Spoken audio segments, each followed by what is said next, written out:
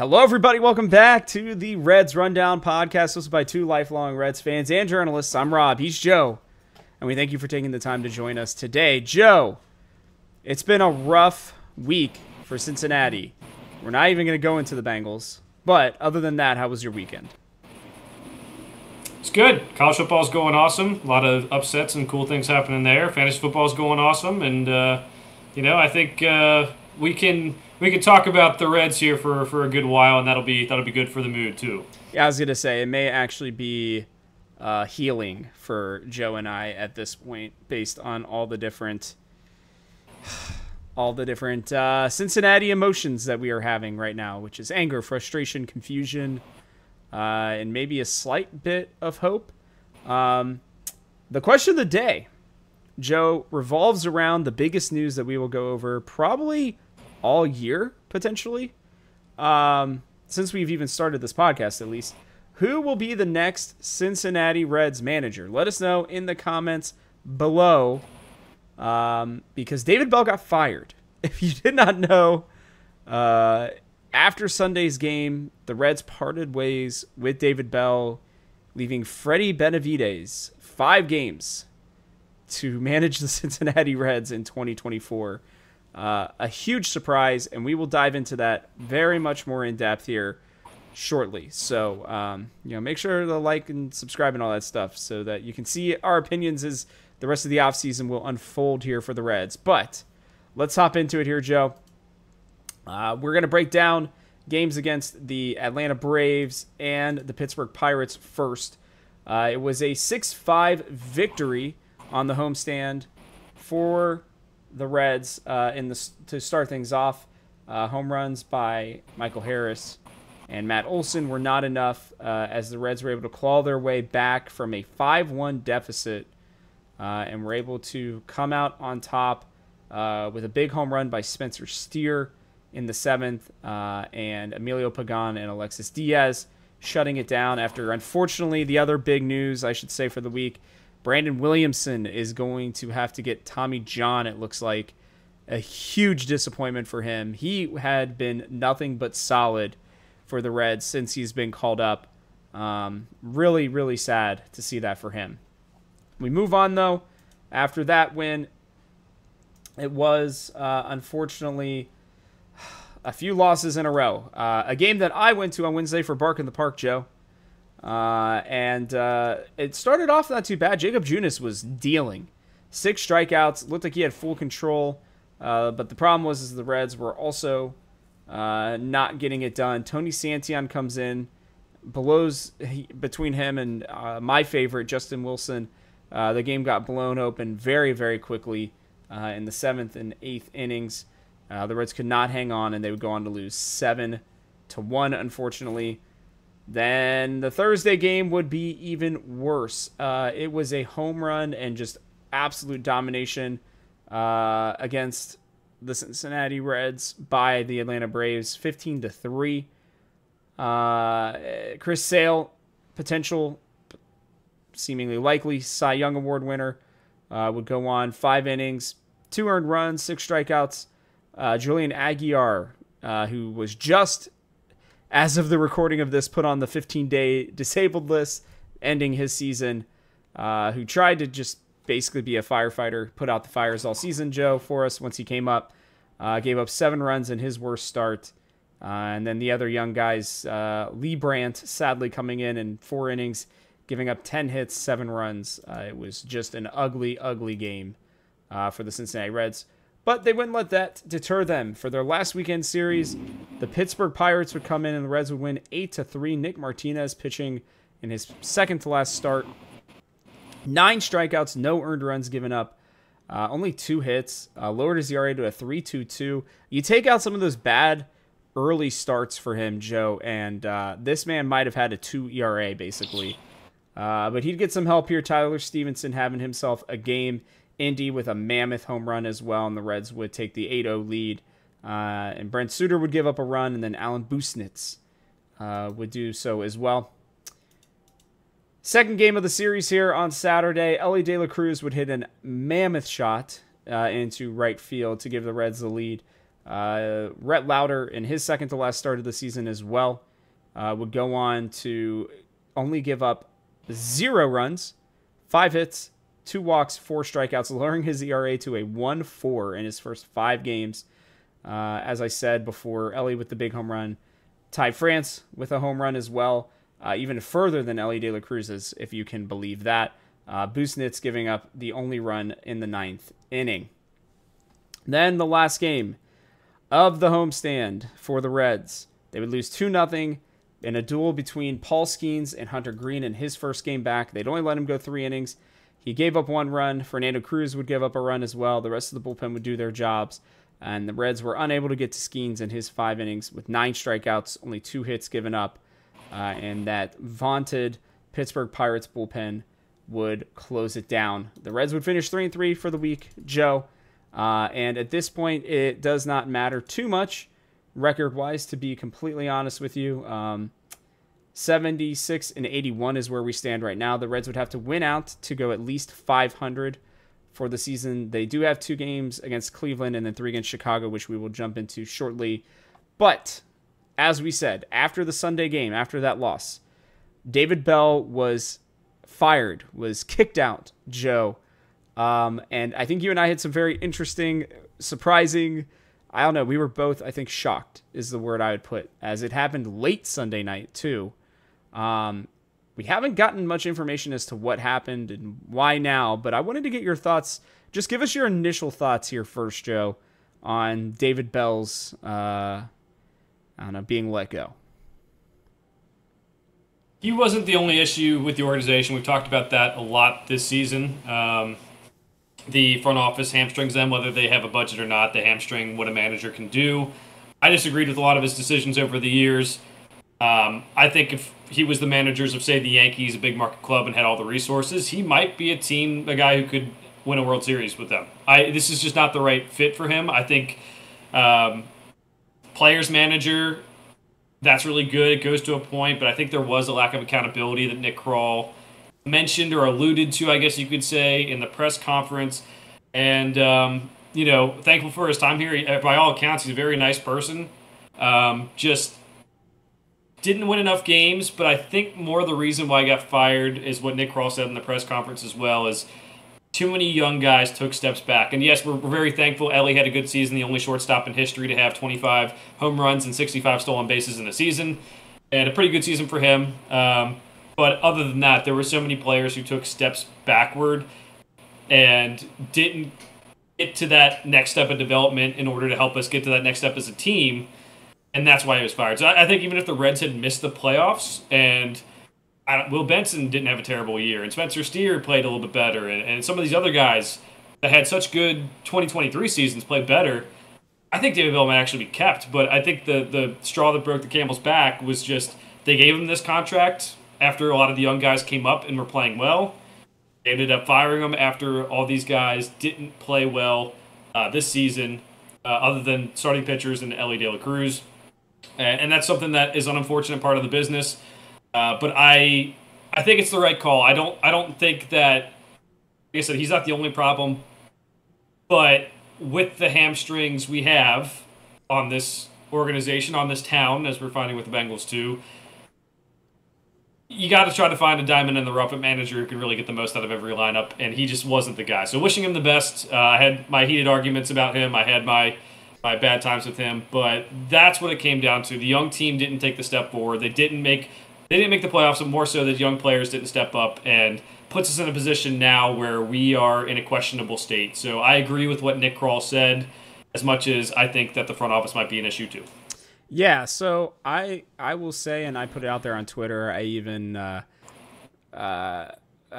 questioned Lance McAllister on Twitter. Luckily, he did not respond to me this time. He did many years ago, multiple times, but I'm one of thousands that have probably tried to message him about stuff, and I don't love the fact that people are trying to defend David Bell, but he is absolutely a scapegoat. There's no question about it. They are going to scapegoat the crap out of this entire coaching staff. And they should, to a certain degree. Absolutely. But the front office and the people at the very top are the ones who are making the bad decisions. I think it's taking the pressure. Their hope is that it's going to take the pressure off of them.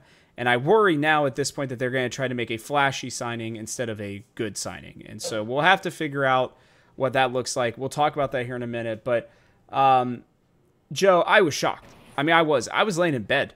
I just happened to look at my phone to see what time it was, and then I saw that he got fired. I thought it was a joke at first, to be honest with you. I saw the account and thought it was the wrong account, and that there was like something messed up because, I was basically half asleep at the time. But it's wild to me that they would do it with 5 games left. I almost feel like they let him know after Sunday that they were going to let him go at the end of the season, and he may have just gotten really mad and left and just said, just do it now then. I don't know. I could see that being the case, or maybe they got mad and said that. I don't know what happened, but it is interesting to me that they would do this with 5 games left. I know the season's lost, but the one thing I will agree with is it's a very unceremonious end for a family that has a lot of ties. I really didn't think they were going to do it, but they did. They did it at a really weird time, and I'm almost wondering if it's so that they can start talking to other potential options before everybody else. I don't know exactly how tampering or anything works in the MLB when it comes to managers like that, Joe, but those are some of my initial thoughts, and then I'd love to hear your thoughts on it, and then I'm going to backtrack a little bit and just talk about his overall record with the team. Yeah, the phrase philosophical differences to me always means that there were some heated arguments. They probably got into, like, Nick Kroll said he had met with David Bell a couple times, and, like, to me that means, like, they got into some arguments about things. I'm sure David Bell isn't happy with the card he has been dealt in order to figure out this roster, right? Like, we all think that the roster had enough talent to make the playoffs, but we also know that due to injury and some players underperforming, which could be the coach's fault, could be the player's fault, could be the front office's fault for just not identifying players, whatever. We thought this team could make the playoffs, maybe not much more. And with the injuries, it didn't go well. But I do think that it was probably an argument, and they ended up firing him early because of that. It seems like there's some bad blood with the firing, too. There wasn't much nice things said about David Bell on the way out from the front office. A lot of people from the players and, like, people who have interacted with them have said, like, very nice guy, and oh my God, he did a good job. But I think there probably was something like that. I do think that they announced it, during Sunday football, during Sunday night football. Everyone was hyped up for the Bengals game the next day. I do think there was maybe some of that too, but there had to be some real big arguments. And honestly, if I were David Bell's shoes, like, again, I don't think he did the best job, but I also don't think he was probably not happy with the hand he was dealt by the front office either. So I think it's all fair to say that at least. And I don't know. We'll see how it goes. I like I said, appreciate him as a person, appreciate his time here. Definitely time to make a move. And you're right, he is a scapegoat, but that doesn't mean that he shouldn't have been fired. Now, you can make an argument that the front office is more to blame. I'd probably be right there with you, but changes usually do happen this way in sports, right? Like, they'll get to pick one new manager. If this next manager doesn't work out, a lot of front office changes will happen if this franchise has any respectability, and then hopefully we'll get a lot of new resources, because we know ownership likely isn't changing, so all you can control is what you can control, and for right now the only thing we can control is getting rid of David Bell, and then hopefully this offseason that front office controls what they can control and sign some new players and give us a team that whatever manager we do hire can work with and make the playoffs and actually compete possibly for a World Series, because I do think with 4 or 5 key additions, they could be contenders for the World Series next year if everyone does take that step this year that they thought that they would let this past year. So we'll see. I wonder if it was things like even like Will Benson starting as often as he did and stuff like that. I wonder because we've seen it in Moneyball, obviously to a more dramatic effect, but like the manager having control over the lineup card, obviously the general manager having control of the player personnel. I don't know if we'll ever see a movie on this Reds team where, Nick Kroll is arguing to send Will Benson down to AAA if he doesn't get taken out of the lineup. But there are interesting intricacies, I think, to that relationship that would I would love to see if somebody ends up doing a piece on it.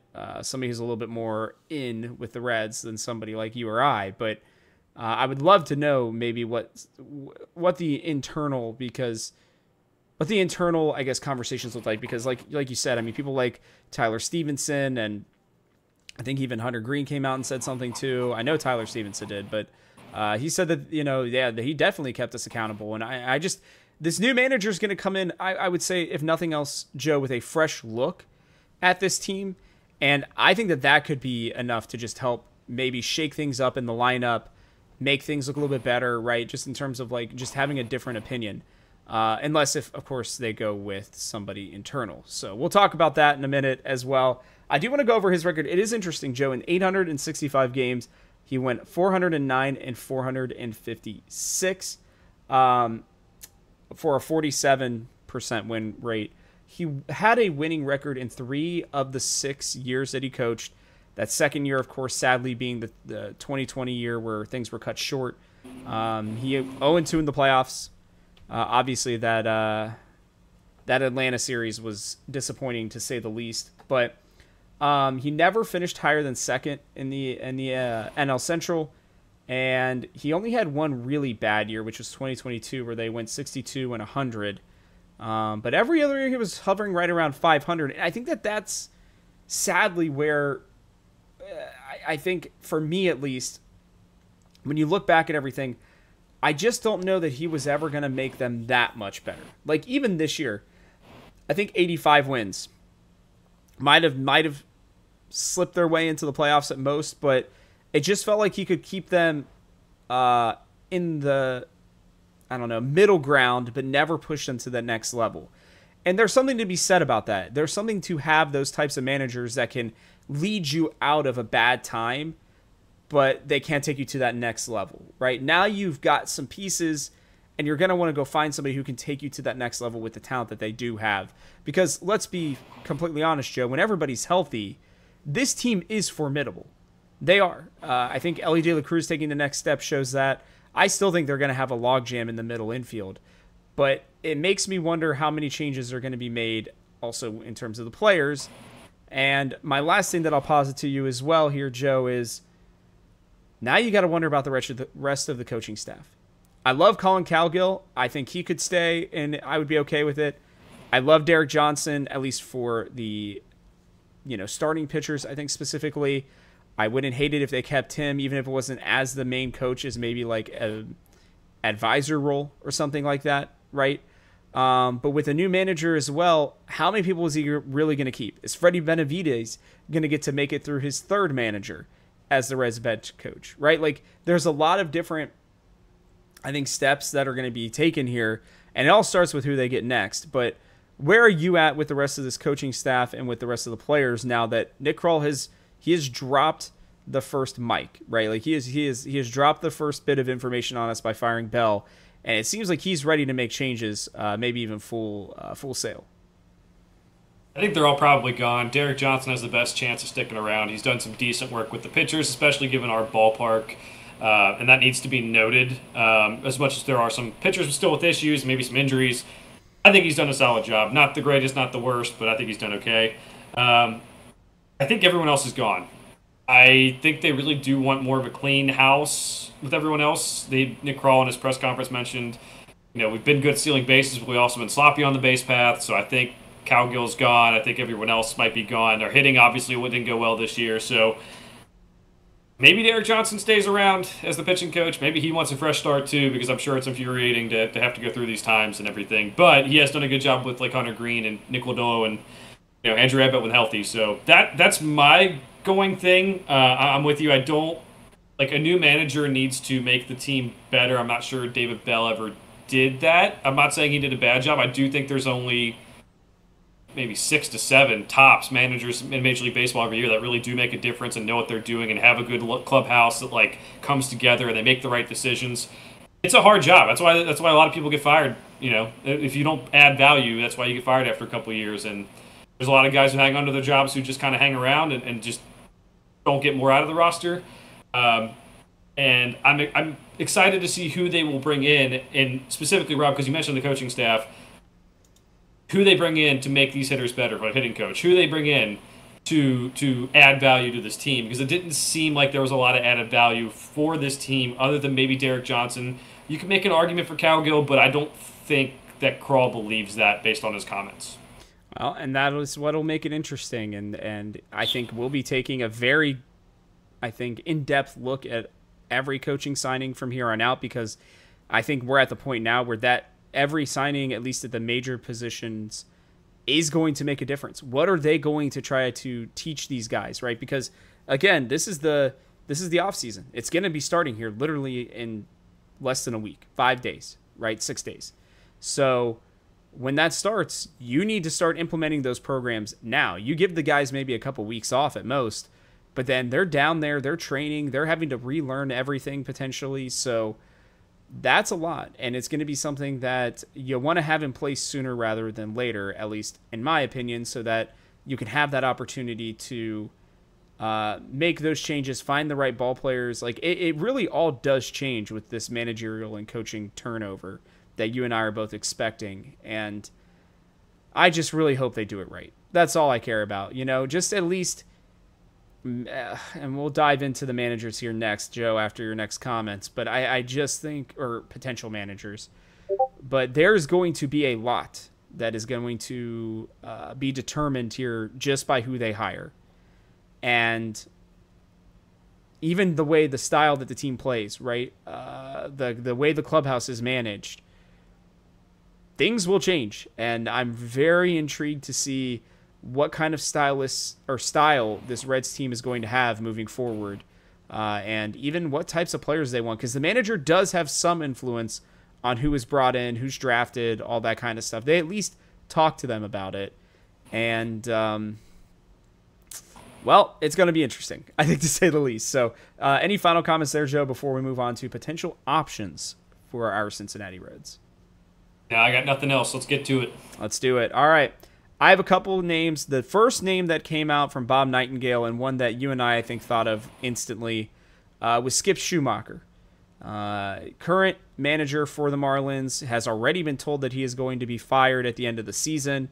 Was dealt a pretty bad hand in only his second year as a manager, Joe. Former Red, for those of you who may not remember, Skip Schumacher came in for a few years there a couple of years ago.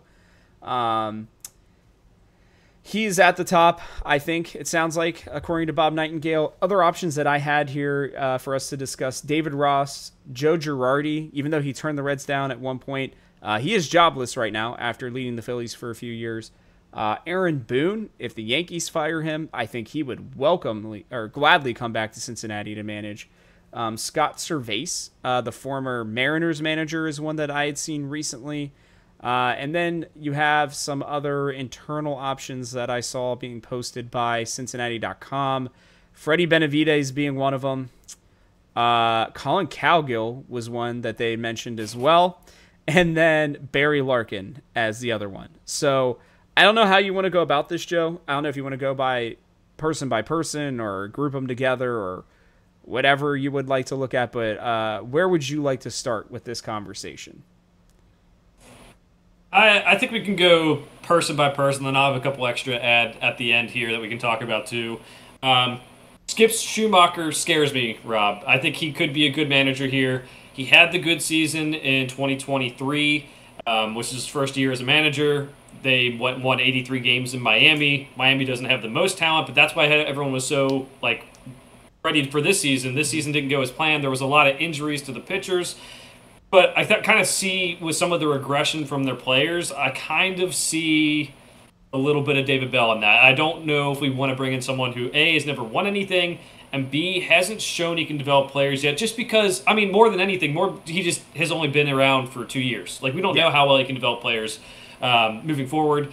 I would say he's the favorite right now by every odds book ever. He obviously played for the Reds in 2014. Put it this way, I'm okay with changing David Bell out. And I think that's the biggest win from this. And we don't know what the right fit is, because it really is more about fit than even this hire was good, this hire was bad. Well, sometimes it's like a puzzle piece. You got to put it together.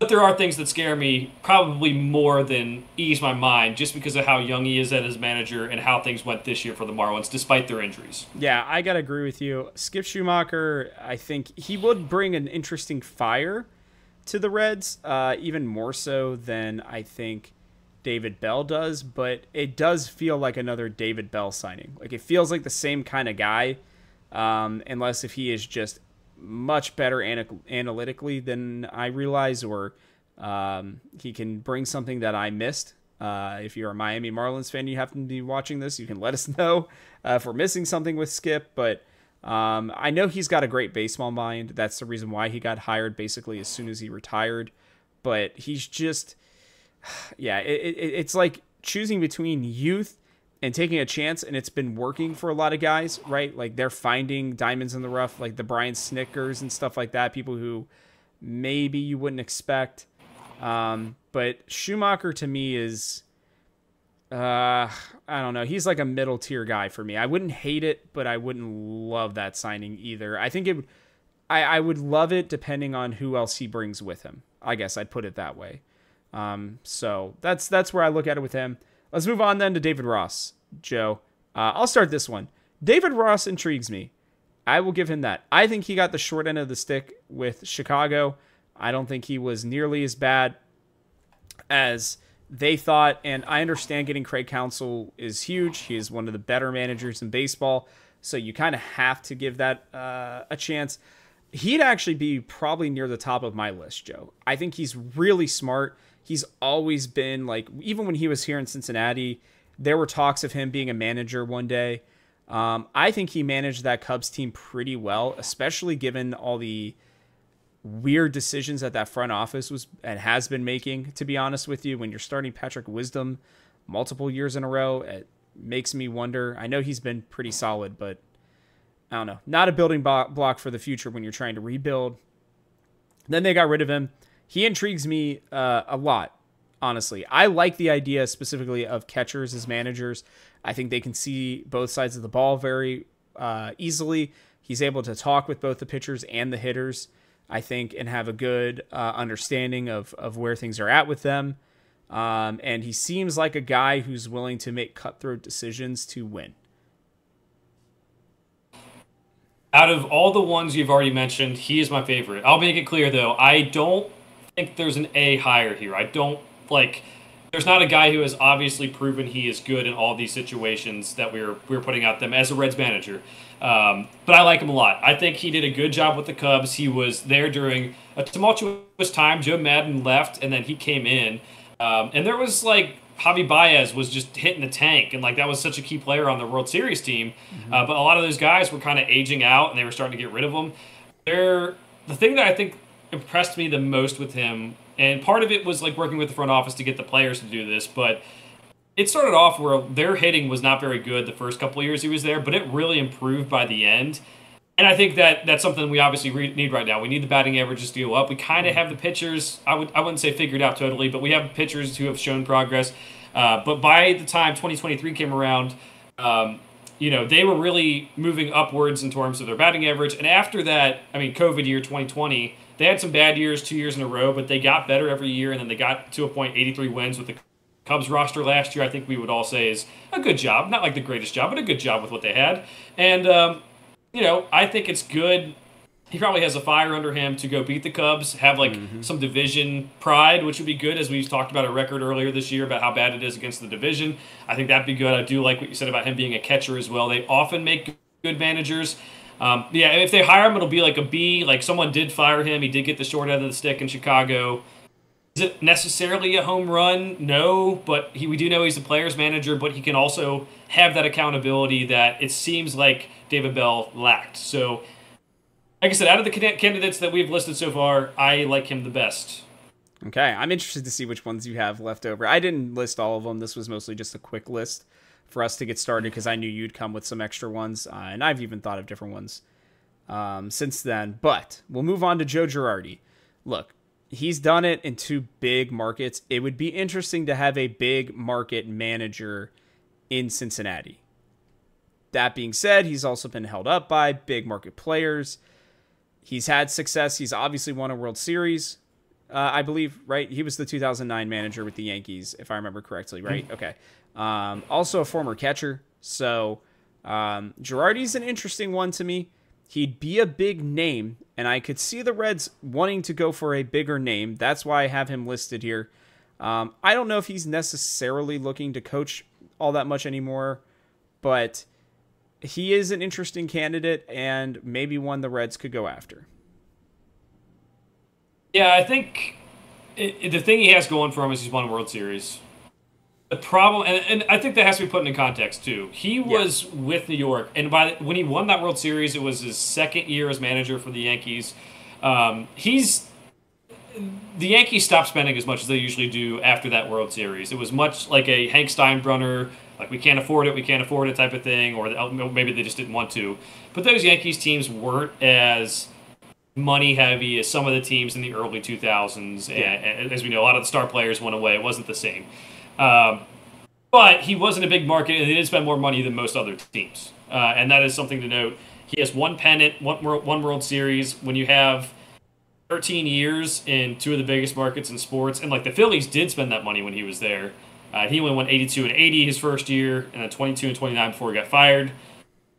That's what concerns me. Like, you're not going to have that talent. You're not going to have all the options in the world to go after. You have to work on developing these young players. I'm not sure he showed that as much with the Yankees or Phillies. And I think that's what could do us in. Like, I wouldn't hate it. It'd probably be like a C for me because he does have that World Series win. And in a way, like, I don't think it's the best fit, but I've wanted the Reds to go after someone who's, like, focuses on winning and maybe someone a little bit more old school with the accountability. And I think he could be that. But it does seem like maybe he never maximized the talent after that 2009 World Series, and that's going to be tough. Yeah, I completely agree with you. It's as somebody who watched a lot of Yankees games during that time period, it was still very frustrating at times. He still wasn't always the best decision maker, and it didn't seem like, weirdly, even though he was a catcher, it felt like pitching was so on the back burner at times compared to hitting, and it was weird. But we'll move on to another current Yankee, who I believe replaced Girardi, if I remember correctly, is Aaron Boone. Former Red, obviously, went to New York in a trade in 2003, hit a memorable home run in the playoffs, and that's pretty much carried him through his entire career at this point. He's been a solid manager for the Yankees. He's not been bad at all. I think Yankees fans give him a lot of crap, but when you're the Yankees and you're starting some of the players that they are, especially in their bottom like four part of their lineup, it's hard to give him much grief. And as well, the pitchers that they have had at different points, especially in the starting rotation. I understand that they have Judge and Soto. Anthony Volpe has just fallen off a cliff. That's just something that happens with rookies, but this man gets a lot of grief, I think, mostly because when they get to the playoffs, which they do pretty much every year, they flounder. And I don't know that it's always that he's getting outmanaged necessarily, but it just feels like they just can't get over that hump. He's intriguing to me, Joe. I would say he's probably my second favorite of this group. Now, to be fair, he hasn't been fired by the Yankees. There's a pretty good chance he's probably not fired by the Yankees at the end of this season, but there have been rumors that the Yankees are unhappy with him, especially if they do bow out of the playoffs in this first round coming up here in a few weeks. So we'll have to see. But I don't know if even the Reds are going to want to wait around that long for him to be fired, depending on how deep they go in the playoffs. It is interesting to me, Joe, and he's another name that reminds me of David Bell signing, where you do another family, name here for the Reds. And it reminds me of like us being like a small podunk town, like people think we are, where we only, look at the names of people who have connections to us, which is the majority of the options that people are putting up right now. Yeah, no, I wouldn't mind Boone at all either. I think, again, like not as highly as David Ross, but like maybe B minus for him.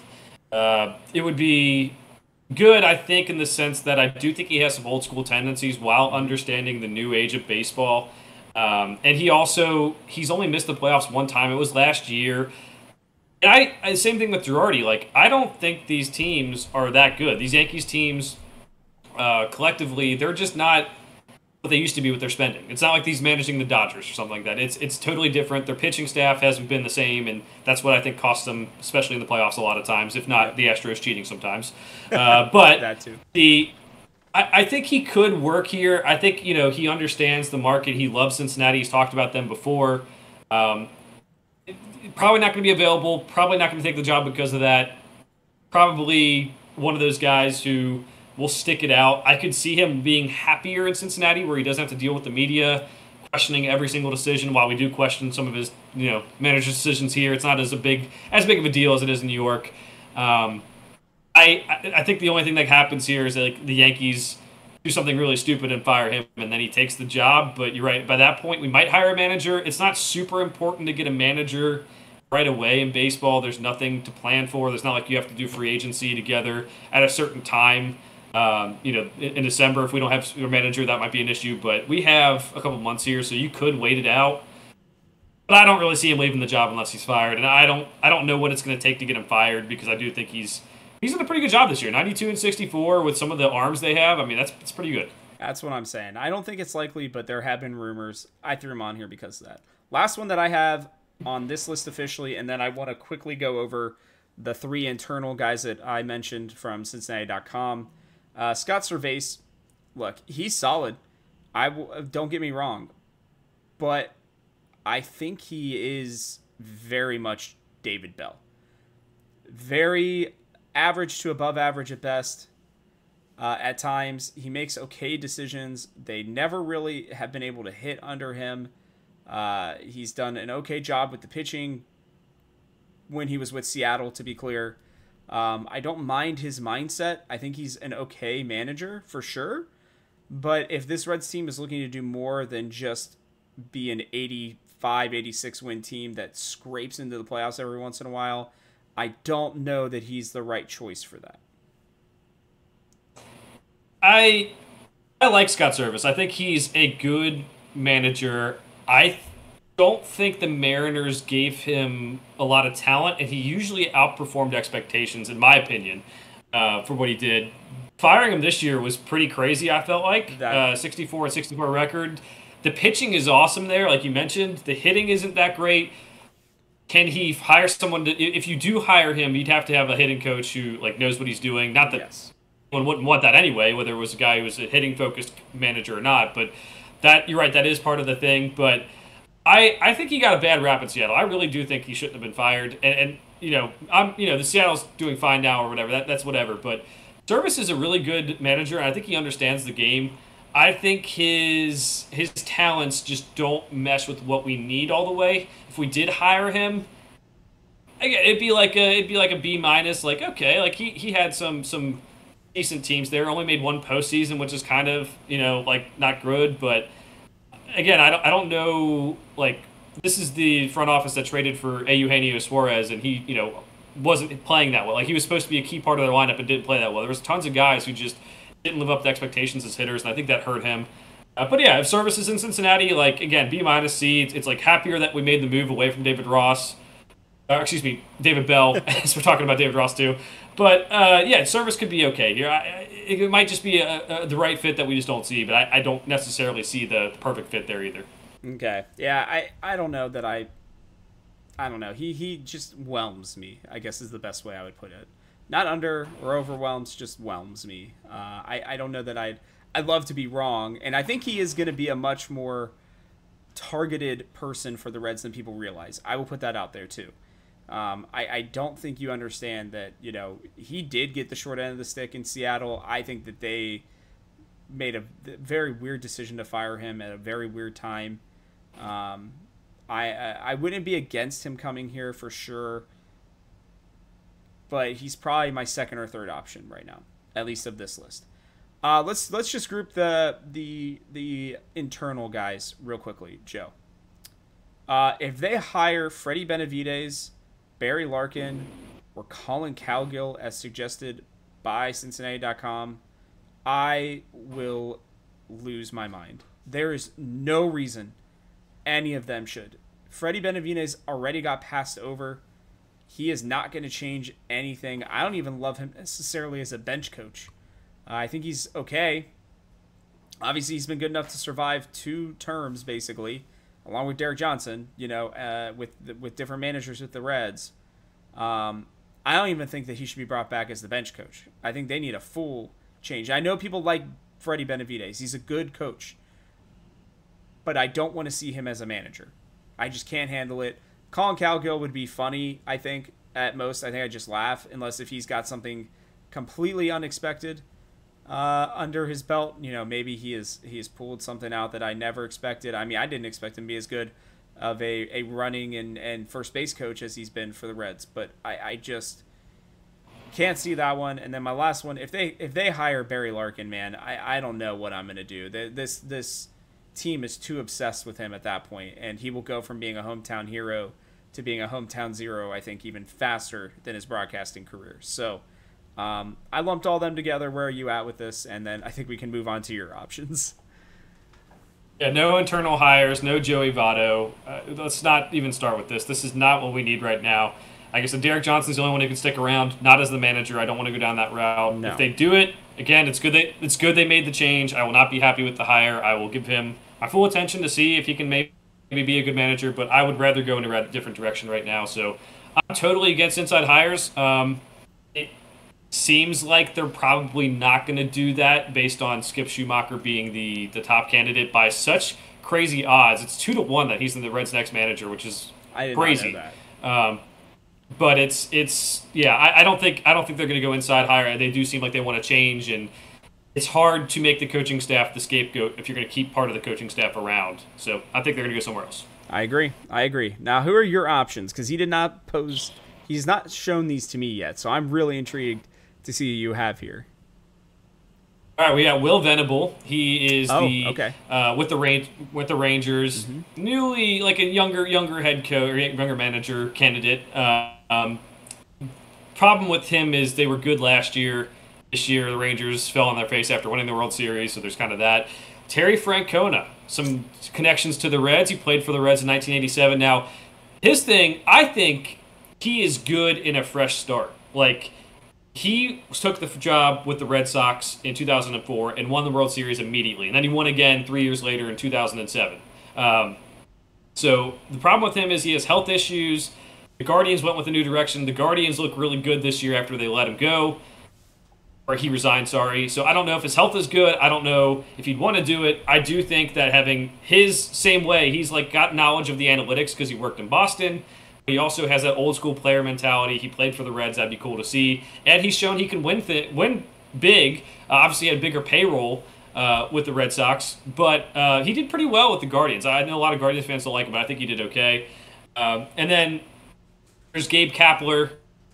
I don't know. Yeah. I don't know if he would take the job. I think that's kind of too far out of left field. Miguel Cairo's been mentioned, former Red. I don't really see that one either.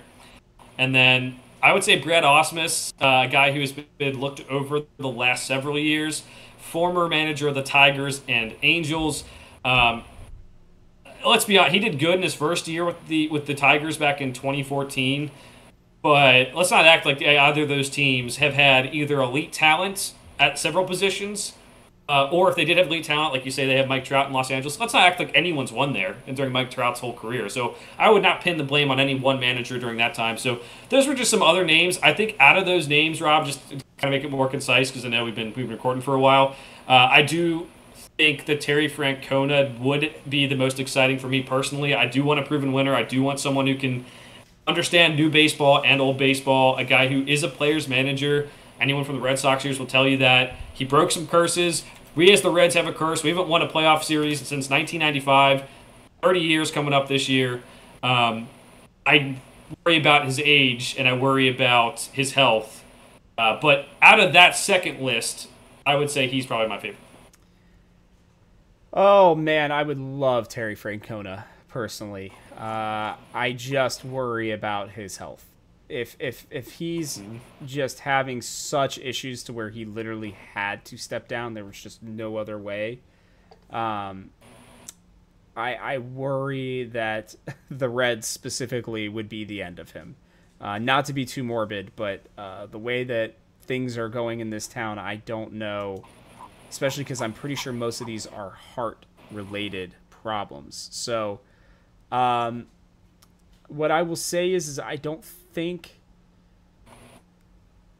dislike that one. I've heard Will Venable, if they want to go that route that a lot of people are going, which is new, younger, analytically minded, like who has learned under a good manager, and has, he's proven to be, or at least be a part of a winner. I wouldn't hate that one either.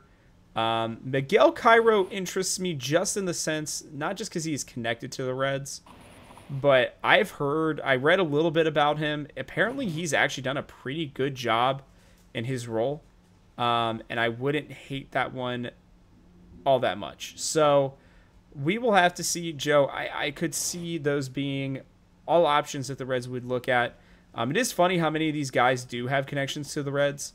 I believe, is this Will Venable Jr.? I can't remember. I believe so, yeah. Yeah, so his dad, I believe, also played for the Reds at one point. I'd have to check that. But I feel like Will Venable Sr. might have played for the Reds at one point. So that would be funny for him to potentially come back to Cincinnati as well. But I am not against most of those outside options as well.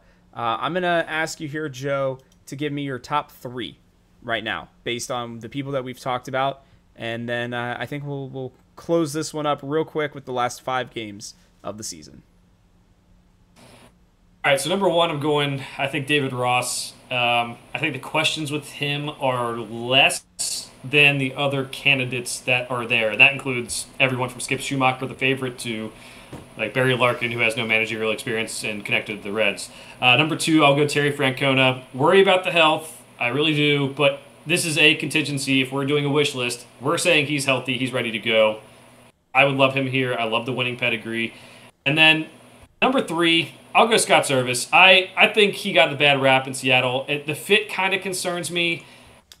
But out of the other ones, I could actually see him, taking the job, because I think, like Aaron Boone, I don't think he's going to leave. So, I don't, if it's a dream list, I guess he could be number 3 for me. But I think he could, with Cincinnati, maybe be a better fit than he was in Seattle. Okay, very interesting. I will say my first 2 are the same. I think David Ross is the most interesting candidate to me so far of this list. I think number 2 would be Francona, just because I didn't really think about him necessarily, but he would be a very, I think, solid manager here. He's already done it in Cleveland, and he's done it with even less payroll than people realize. So I'm fully fine with that. If his health could hold up and he was fine and he could give us 4 really good years before he retired, I'd be fine with that. He's 65. Dusty Baker coached until his 70s, so I would have to think that Francona, if he could keep his heart health in check and be in a better spot, I think this would be a perfect place for him. The last one's going to be Will Venable. Joe, I don't mind the option of going younger, and I don't mind the idea of him coming in, especially based on the fact that he did help win that World Series last year. It doesn't mean that he would here necessarily, but the new young guy coming in has worked out for a lot of teams, including teams like the Guardians. So I'm really not against that whatsoever. Ultimately, I will be honest, though. I think it's either going to be Skip, David, Ross, or I think somebody completely out of left field. I would say, based on who's available and what's interesting, I think Scott Service could be, I don't know why I kept calling him Service, but Service could still be an option as well. But I just have this feeling that it's going to be Skip or David Ross. I'd really prefer they go for David Ross. I don't think that Skip would be a bad manager, to be clear. I actually don't know that anybody outside of the internal hires on these lists that we gave would be a bad hire necessarily.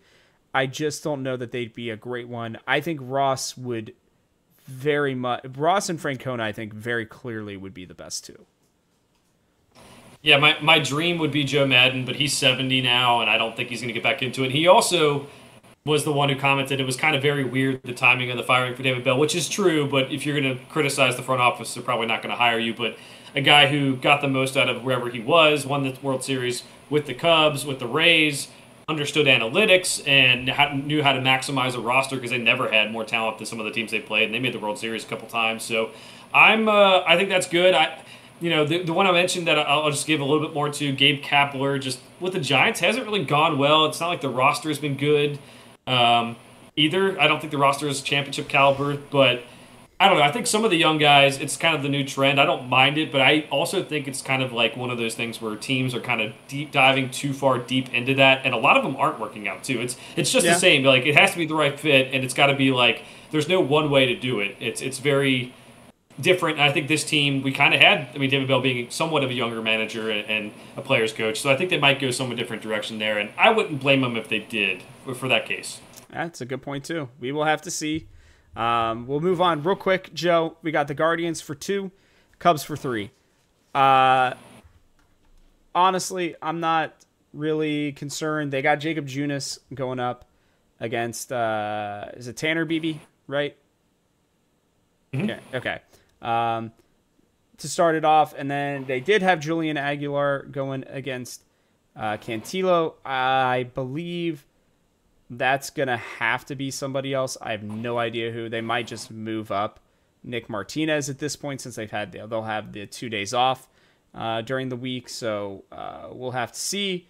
But this Cleveland games are going to be interesting. Cleveland is actively in the playoff hunt right now. I don't believe, I'm checking to make sure before I say this, they did lock up the division right now. So they're just playing at this point for positioning over potentially the 1 seed, looks like, over the Yankees right now. So they do have something to play for. They've been playing well this year, without a doubt, hitting and pitching, literally all the above, and they've been doing it with an even lower payroll than the Reds, I'm pretty sure.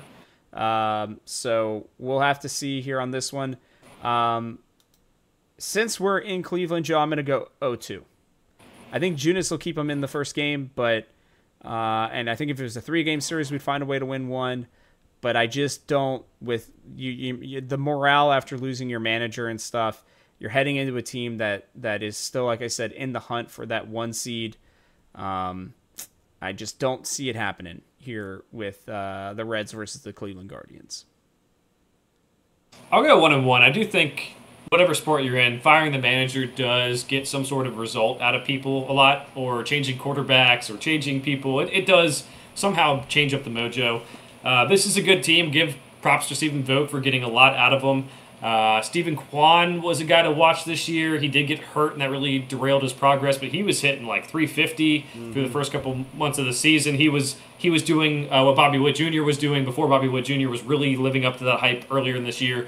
So yeah, this is a fun team. I'll enjoy watching them in the playoffs. I don't think they have enough firepower to do anything there, to be honest, but good job by Stephen Vogt. We can go 1-1 against them and maybe feel good about it. All right, and then we'll get to really feel something, because we will go into Chicago to try to end it. Chicago Cubs just recently got eliminated from playoff contention. They have a chance at a winning season this year, Joe. They're only 1 game away from being 500 on the year.